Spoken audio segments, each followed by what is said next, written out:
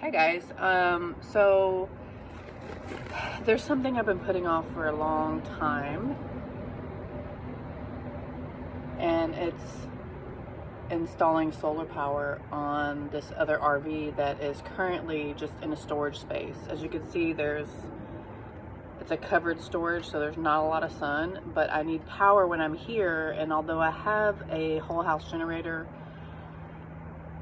it's too big to tote back and forth because I don't have a vehicle. I don't have a truck yet. So I've had to try to figure out how to do it. And so every time I'm here using this space, trying to fix it or record videos, I have to hook it up to my car, and I don't think that's great for my car. So anyways, 100-watt solar system. I'm going to give you all the deets in the next video.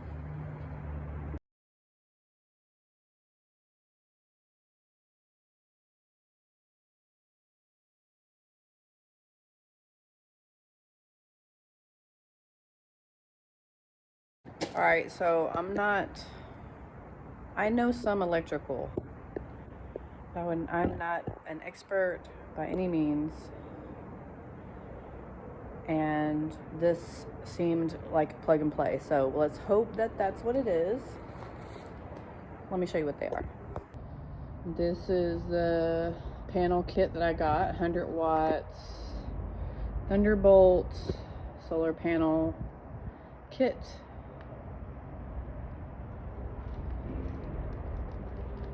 From Harbor Freight.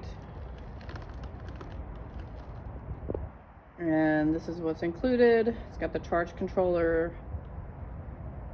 some various accessories, and some USB light bulbs. Here's a little bit more information. They're the amorphous panels. There's 4 25-watt, and this comes with the charge controller with the LED display, 2 USB ports, 3 quick disconnect ports, 3 hardwired terminals, and a quick connect import.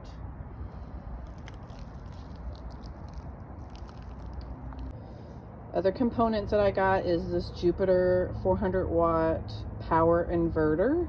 I got sort of a mid-range that I could build a little bit more by adding more panels on.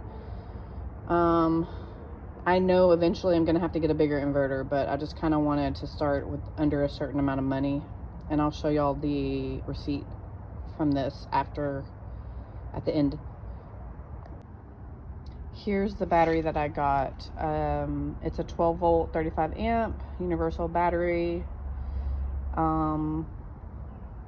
Ideal for solar, AGM, and it goes with the Thunderbolt panel system that I got.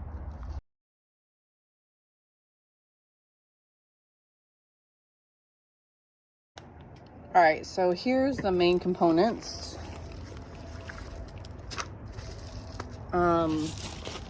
Minus the battery. The battery's right there. It's kind of heavy, but I want to mount it on this just upcycled board or recycled piece of a crate. That way I can move it wherever I want to for now. This is the inverter. Pretty basic. Got a little fan on the back to keep it cool. Now that I'm thinking about it, I should have got a fuse. But like I said, I had to get all this stuff out just to kind of see what components I'm missing to make it complete. But this is the start of it. So not that many. These are the power cables for the panels. This is for the battery. This is a 12 volt, DC car charger, and then this is the charge controller. So these will work together.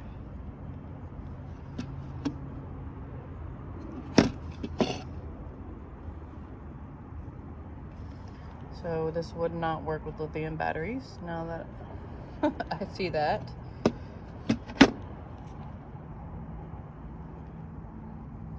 Yep.